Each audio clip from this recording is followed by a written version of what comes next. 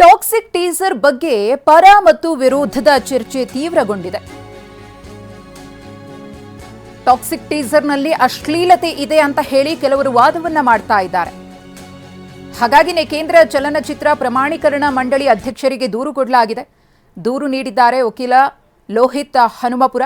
ಮಕ್ಕಳ ಮೇಲೆ ಪರಿಣಾಮವನ್ನ ಬೀರ್ತಾ ಇದೆ ಅನ್ನೋ ಆಕ್ರೋಶ ಹೆಚ್ಚಾಗ್ತಾ ಇದೆ.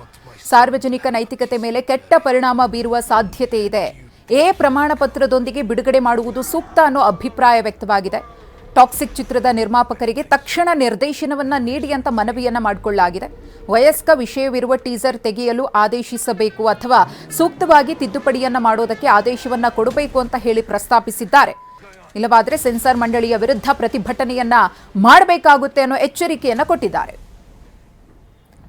ಇನ್ನು ದೂರು ಕೊಟ್ಟಿರುವಂತಹ ವಕೀಲರು ಮಾತನಾಡಿದ್ದಾರೆ. ಏನು ಹೇಳಿದ್ದಾರೆ ನೋಡೋಣ. ಈ ಟೀಸರ್ ಏನಾಯಿತು ಅಂದರೆ ಯಶೋರ ಸಿನಿಮಾ ಅಂತ ಹೇಳಿದಾಗ ಕುಟುಂಬ ಸಮೇತ ಕೂಡ ಕಾಯ್ತಾ ಇದ್ವಿ. ಅದ್ರ ನಾನು ಒಬ್ಬ.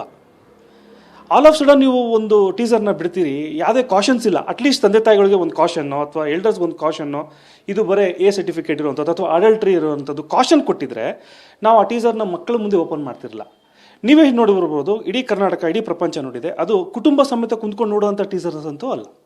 ಸೊ ಹಾಗಾಗಿ ನನ್ನ ಪ್ರಯತ್ನ ಏನು ಅಂದರೆ, ನೀವು ಸೆನ್ಸಾರ್ ಮಂಡಳಿ ವಿರುದ್ಧ ನಾನು ಹೋರಾಟ ಮಾಡ್ತಾ ಇದ್ದೀನಿ, ಯಶ್ ಅವರ ಚಿತ್ರವನ್ನು ಇಟ್ಕೊಂಡು.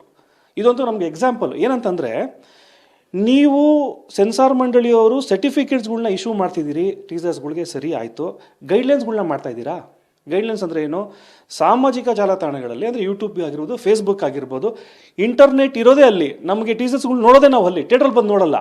ನೀವು ಇಂಥ ಕಡೆ ಟೀಸರ್ಸ್ಗಳ್ನ ಬಿಡಬೇಕಂದಾಗ ಸಿನಿಮಾ ಮಂದಿರದಲ್ಲಿ ಅಥವಾ ಸಿನಿಮಾದವರು ಇದನ್ನು ತಾವು ಸರ್ಟಿಫಿಕೇಟೇಷನ್ ಅಲಾಂಗ್ ವಿತ್ ಬಿಡಿ. ಆಗ ಅಟ್ಲೀಸ್ಟ್ ನಾವು ನಮ್ಮ ಮಕ್ಕಳು ಮರಿಯನ್ನು ಕಾಪಾಡ್ಕೊತೀವಿ. ನೀವೇ ಹೇಳಿ ಸರ್, ಇವತ್ತು ಯಾವ ತಂದೆ ತಾಯಿಗಳು ಅಥವಾ ಮಕ್ಕಳೇ ಎಷ್ಟೋ ಸೋಷಿಯಲ್